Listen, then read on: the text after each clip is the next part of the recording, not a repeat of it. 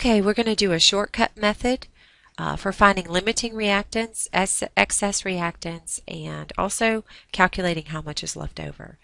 I want to direct your attention to these steps that I have written on the side of the screen. These steps are here to kind of guide us through this process. They should work for any problem that you have. So we're going to go through them and we'll use them as we go through the problem. When you read the problem, there's a lot of big words that may or may not make sense to you, but essentially what you want to do is kind of dissect the key information from the problem. It's really, really helpful if you mark on the problem so you can kind of pick out the key pieces of information. Anything that has numbers is helpful. Include your units as well as which compound it's talking about so that you don't get yourself backwards here. So that's kind of key. And then if you're not given a chemical reaction, be sure to go ahead and write one out. So let's start by balancing our equation. I'm going to start with, this looks a little more complicated to me, so I'm going to look at the more complicated one and then move on to the simpler ones. 2 nitrogens here means that I have to have 2 nitrogens over here, which gives me 6 hydrogens, which means that I need to put a 6 in front of my hydrogen, which then makes 6 fluorines, plus the 4 fluorines you already have gives you 10 fluorines altogether. In order for this to be equal, and you can kind of think of your arrow as an equal sign, you want everything on this side of the arrow to equal all of the moles of each element on this side. So in order for there to be 10 fluorines on this side of the arrow, you need to multiply by 2. Now please take note that all of these numbers here, whether they're subscripts or coefficients, essentially are talking about moles of things. So there's no such thing as a gram in a reaction, any kind of mass. So these are all mole relationships. So 2 moles of ammonia reacts with 5 moles of fluorine gas to produce 1 mole of dinitrogen tetrafluoride and 6 moles of hydrogen fluoride. So that's how you want to think of it, as in moles. Okay, so we've balanced our reaction. We want to choose one of the given amounts of reactants to begin. We're comparing these reactants. So we have 4 grams of ammonia and 14 grams of fluorine. We don't know. One of these we're going to run out of first and the other one we'll have extra of. So our goal here is to figure out which one is which. All right, so we're going to start with one of them. I'm going to start with your ammonia. Okay. Now when I'm doing conversions, I want to keep in mind that this nomenclature here, these lines, indicate fractions. You're multiplying by conversion fractions. That's why we have a line. It's just simpler than writing parentheses and times, so don't get that confused. All right, it says calculate the amount you need of the other reactant. So we're going from ammonia to fluorine. If we're given grams, we're going to use the periodic table. And we're going to include our subscripts, but ignore our coefficients. You don't care about your coefficients. So here we're going to go from grams to moles of ammonia. When you look on the periodic table, nitrogen has 14 grams, and each of the hydrogens have 1 gram, but you have 3 of those. Altogether, you have 17 grams per mole of ammonia.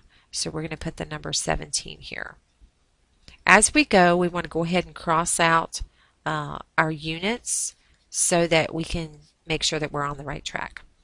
Now we're going to go from moles of ammonia to moles of fluorine because you have that relationship here in the equation. So to convert from moles to moles, you're going to use the coefficients and ignore your subscripts. So we're going to go from moles of ammonia to moles of fluorine. We don't care about these 3's and 2's and 1's. We're just looking at our coefficients. For every 2 moles of ammonia, you use 5 moles of fluorine. And so we can cancel our moles of ammonia. Now since they gave you fluorine in grams, and we want to compare, do we have enough grams, do we have extra grams, you're going to want to go ahead and move to grams of fluorine. So for 1 mole of fluorine is going to have a certain number of grams. Well, if you look at fluorine on the periodic table, fluorine is about 19 grams. But this is not just fluorine, this is actually fluorine molecule, and it has 2 of the fluorines combined. So each of them are going to contribute 19 grams. So altogether you have 38 grams of fluorine. Okay. Now, be careful when you're calculating this. You're going to multiply 4 times 5 times 38. Then you're going to divide by 17. Then you're going to divide by 2. Now, you could take 4 times 5 times 38 divided by parentheses 17 times 2 parentheses, but be careful in your calculations because a lot of people can mess that up. When you calculate that out, you get 380 grams of fluorine. Now, we're done with these. Now we're down here. If the amount given in the problem is more, so what's given in the problem of fluorine, 14 grams is what's given, and 380 grams is what we calculated, so we're trying to compare that. So our given and our needed are here. If the given is more, then skip to step 6.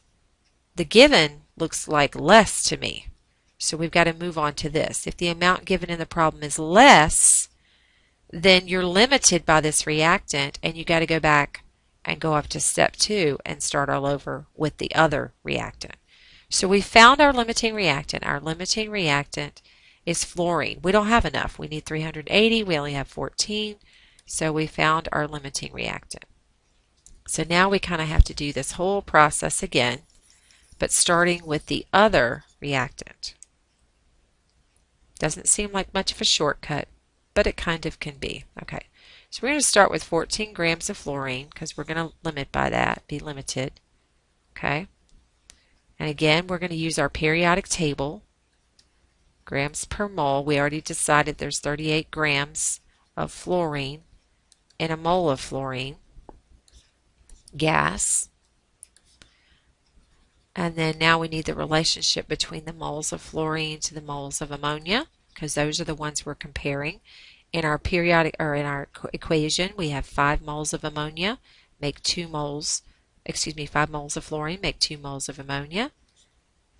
Okay, and these, oops, didn't mean to do that, but that's okay. We're about to cancel it anyway. 1 mole of ammonia and grams. The reason we're going to grams because they gave you grams. Now ammonia again has 17 grams in a mole based on the fact that you have 14 contributed by nitrogen and 3 contributed by hydrogen. All right, now I'm going to get a number, and this number is 2.51 grams of ammonia. Okay, so we were given 4 grams of ammonia, and we have 2.51 grams. Okay, you need this amount.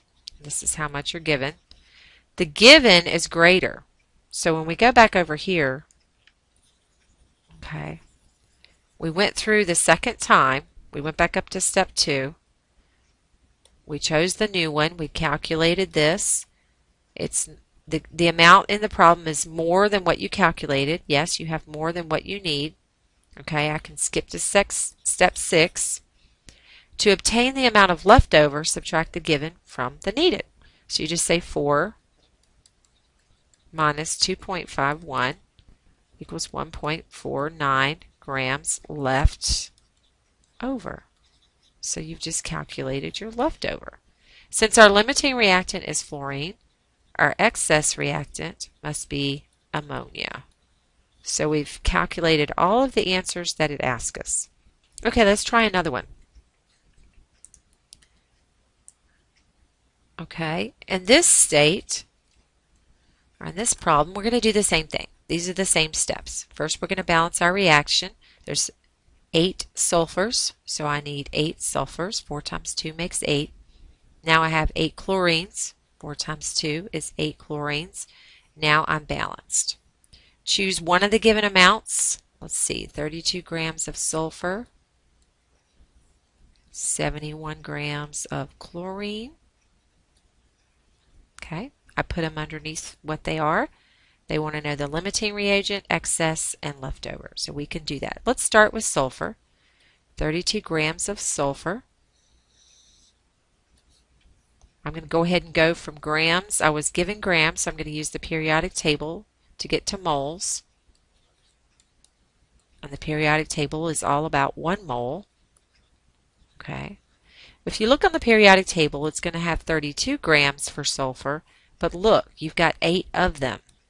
You do care about subscripts when you're doing this, okay? So 8 times 32 is 256 grams per mole. Okay? Now we're going to go from moles of sulfur to moles of chlorine because those are your two reactants that you are comparing. When you convert from moles to moles, you simply use your coefficients and you ignore your subscripts. So here, sulfur has a coefficient of 1, chlorine has a coefficient of 4.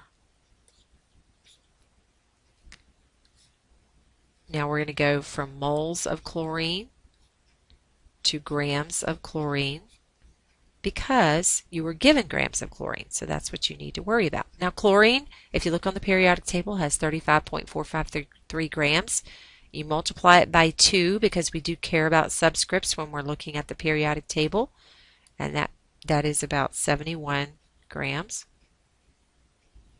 Cancel our units. And when you calculate this, you get 35.5 grams of chlorine are needed. Okay? Now, here's where we ask the question. Is the amount given of chlorine, here we go, 71 grams are given. Is this more than the amount that you need? Is 71 more than 35? Yes, it is. This is good. We can move on to step 6. So we can skip step 5 and just move straight over here.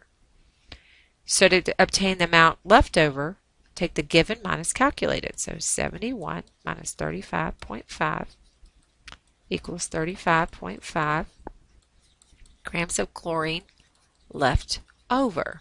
Well, if there's leftover of chlorine, what does that tell you about chlorine? It's my excess reactant. I have leftover, which tells me that my limiting reactant is sulfur.